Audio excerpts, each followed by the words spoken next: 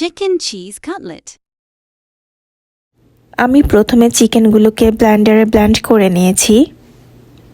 এই যে দেখতেই পাচ্ছেন, এই ধরনের একটা পেস্ট করতে হবে।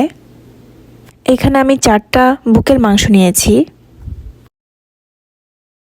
এখন আমি একে একে দিয়ে দিব আদা বাটা, রসুন বাটা,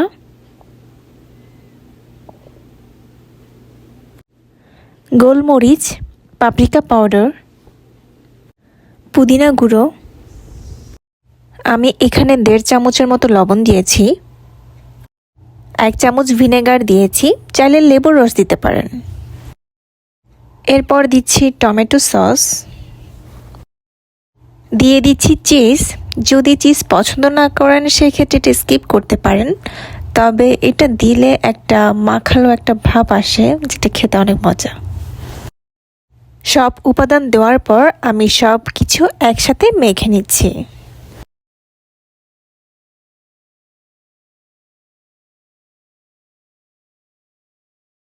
এখানে আমি দিয়েছি 1 কাপ ময়দা এবং হাফ কাপ চাউলের গুঁড়ো।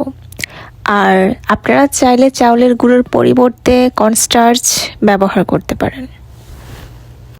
আর দিয়েছি লবণ এবং লাল মরিচের গুঁড়ো।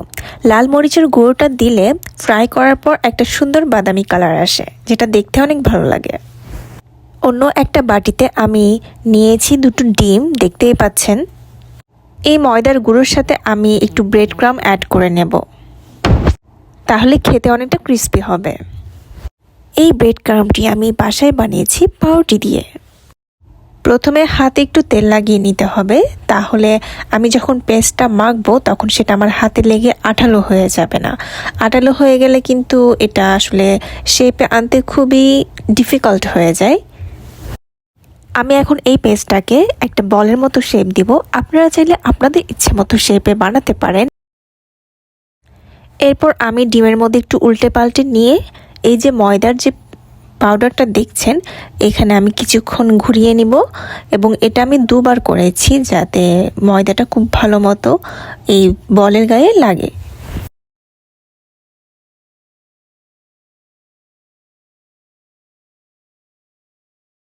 তো এখানে 25টার মতো হয়েছে।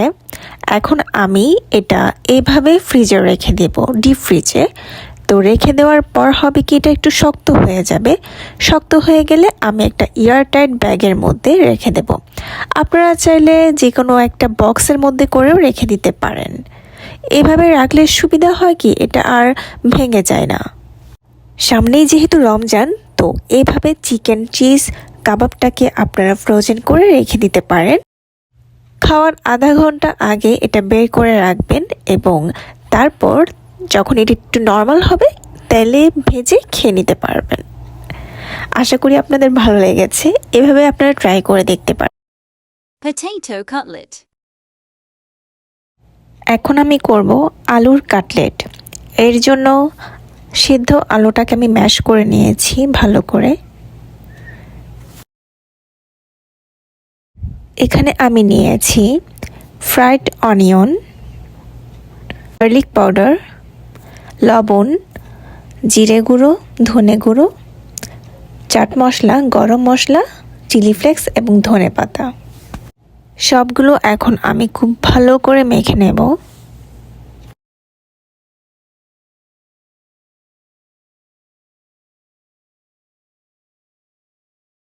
এখন এই সব মশলার উপকরণগুলো আমি ম্যাশ করে রাখা আলুর সাথে মিক্স করে নেব ভালো করে। এখন আমি প্যানে সরিষার তেল দিব। সরিষার তেল দেওয়ার পর এই যে পেস্টটা আমি এখানে কিছুক্ষণ নেড়ে চেড়ে নেব, তাহলে এটা খেতে অনেক বেশি ভালো লাগে।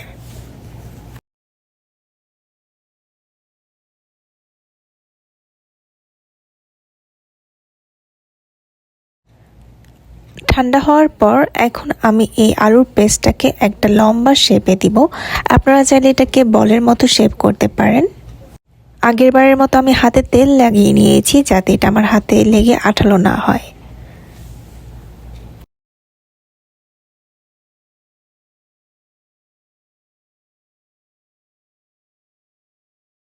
এখানে নিয়েছি 1 কাপ ময়দা, কর্নস্টার্চ, লাল মরিচের গুঁড়ো, গোলমরিচের গুঁড়ো এবং স্বাদমতো লবণ প্রত্যেকটা উপাদান নিয়ে এখন আমি মেখে নিচ্ছি।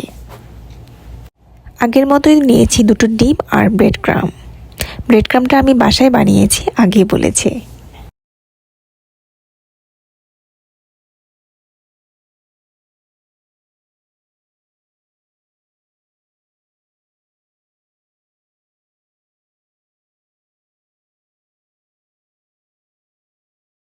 তো হয়ে গেছে আমার পটেটো কাটলেট। এখন আমি এটা ফ্রিজে রেখে দেব, ডিপ ফ্রিজে। ভালো করে শক্ত হয়ে যাওয়ার পর এটা আমি একটা এয়ারটাইট ব্যাগের মধ্যে রেখে দেব।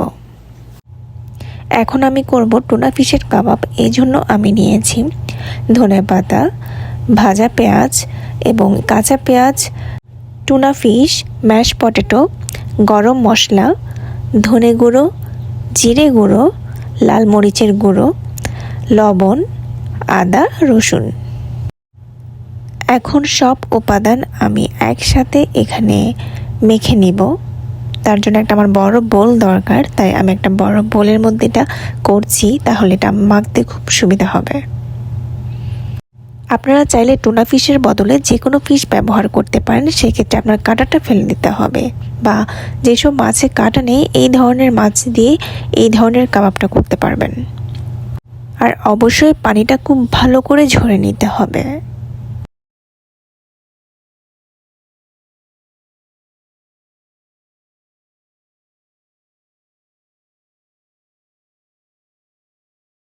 সাথে দিচ্ছি টমেটো সস, আরও দিচ্ছি ডিমের 2টো কুসুম। ডিমের কুসুম কিন্তু অবশ্যই দিতে হবে, তাহলে এটা বাইন্ডিংয়ে খুব ভালো কাজ করবে।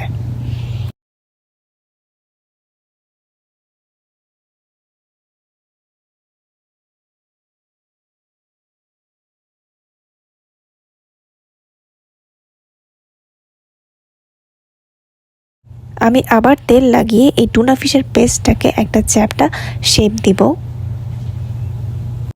এখন আমি এই টুনা ফিশের কাবাবটাকে ডিমের সাদা অংশের সাথে উল্টে পাল্টে মেখে তারপর আগে যে পাউডারটা করেছিলাম ময়দার, সেটার সাথে কিছুক্ষণ উল্টে পাল্টে এভাবে ডিপ ফ্রিজে রেখে দেব, এবং শক্ত হয়ে গেলে আমি এয়ারটাইট ব্যাগে রেখে দেব রমজানের জন্যে। আসসালামু আলাইকুম। আজ দেখাবো খেজুরের বরফি। তো তার জন্য আমি কেনা খেজুর ধুয়ে রেখেছি এবং পানিটা ছাড়া পর্যন্ত ওয়েট করেছি। এখন আমি খেজুরের যে বিচিটা থাকে ওইগুলো ফেলে দেব। খেজুরে রয়েছে প্রচুর ভিটামিন সি, যা ত্বককে হেলদি রাখে।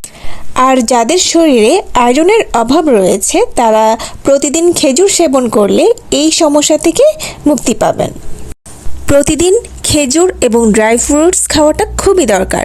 তো এই বরফিতে খেজুর, ড্রাই ফ্রুটস সব কিছুই একসাথে করা হয়েছে, যার কারণে আপনি একটা বরফিতেই সব উপাদান পেয়ে যাচ্ছেন। বিচিগুলো ফেলে এখন আমি খেজুরগুলো ব্লেন্ড করে নেব। তবে এটা খেয়াল রাখতে হবে কোনো পানি অ্যাড করা যাবে না, শুধুমাত্র খেজুরগুলি ব্লেন্ড করতে হবে। আমি 3বার ব্লেন্ড করেছি যাতে খেজুরের এই পেস্টটা একদম স্মুথ হয়। এখন আমি একটা প্যানে অল্প করে ঘি নেব। 1 চামচ ঘি নিলেই হবে। এটা নির্ভর করে আপনার ড্রাই ফ্রুটসের পরিমাণের উপর। তো আমি এখানে 3 ধরনের বাদাম নিয়েছি। তো আপনারা চাইলে শুধুমাত্র চীনা বাদাম দিয়েও করতে পারেন, কারণ এটা বাংলাদেশে একটু সহজলভ্য, বা চাইলে আরও বিভিন্ন ধরনের বাদাম অ্যাড করতে পারেন। তো এখানে আমি বাদামের সাথে কিশমিশও নিয়েছি। কিশমিশটা চাইলে আপনারা খেজুরের সঙ্গে ব্লেন্ড করে দিতে পারেন, অথবা বাদামের সাথে ভেজে দিতে পারেন। তো ঘি দিয়ে বাদামগুলোকে আমি হালকা বাদামি করে ভেজে নিব। তো এখন আমি আরেকটা বড় প্যানে ঘি নিলাম, আবার 1 চামচ বা তার থেকে একটু বেশি। তারপর ভেজে রাখা বাদামগুলো খেজুরের পেস্টের সাথে মিক্স করে নেব। এরপর খেজুরের পেস্টটাকে আমি এই ঘির সাথে একটু নেড়ে চেড়ে নেব। এই কাজটা আপনারা স্প্যাচুলা দিয়ে করবেন, তাহলে খুব সুন্দর করে জিনিসটা মিশ্রণ করা যাবে। তো আমার মেশানো শেষ, এখন আমি ঠান্ডা হওয়ার জন্য ওয়েট করব। ঠান্ডা হওয়ার পর খেজুরের এই পেস্টটাকে আমি একটা ফয়েল পেপারে রোলের মতো করে পেঁচিয়ে নেব। আপনারা চাইলে এটা একটা স্টিলের বাটিতে বা জার বক্সে এটা চারকোনা করে বরফি আকারেও কেটে নিতে পারেন। এই কাজটা করার সময় হাতে তেল বা ঘি লাগিয়ে নেবেন, তাহলে খেজুরের পেস্টটা হাতে লেগে আঠালো হয়ে যাবে না। এখন ফয়েল পেপারে পেঁচিয়ে আমি এটা নর্মাল ফ্রিজে রেখে দেব ঠান্ডা হওয়ার জন্য। ভালো করে জমাট বেঁধে গেলে এটা সুন্দর করে কেটে নিতে হবে।